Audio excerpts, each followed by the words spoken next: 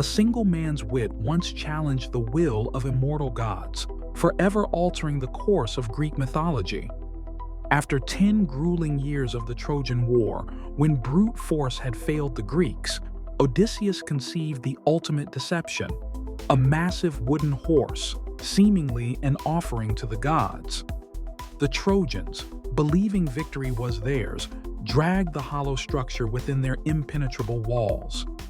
Under cover of night, Greek warriors emerged from the horse's belly, opening the city gates for their army. Troy fell not to strength, but to the cunning of one mortal mind. Yet Odysseus's greatest trial had just begun. The sea god Poseidon, enraged by the blinding of his son, the Cyclops Polyphemus, vowed the hero would never see home again. For 10 more years, Odysseus navigated a world where monsters and deities proved equally dangerous. He outwitted the enchantress Circe, who had transformed his men to swine.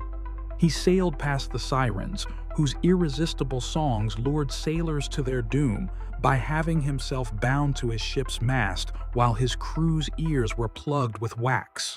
Between the 6-headed beast Scylla and the whirlpool Charybdis, he chose the lesser evil, sacrificing 6 men rather than losing his entire ship. Across 20 years of absence, his faithful wife Penelope held off 108 suitors who assumed the hero dead. Upon his return to Ithaca, Odysseus slayed these men who had plotted to steal his kingdom and wife. Even in his homeland, he relied not on strength alone, but disguised himself as a beggar, revealing his true identity only when the moment was right. Odysseus matters not merely for his adventures, but because he represents humanity's greatest weapon against gods and fate: our intellect. While other heroes relied on divine bloodlines or supernatural strength, Odysseus conquered through mortal ingenuity. His journey wasn't just geographic but spiritual, demonstrating how human resourcefulness could challenge even divine will.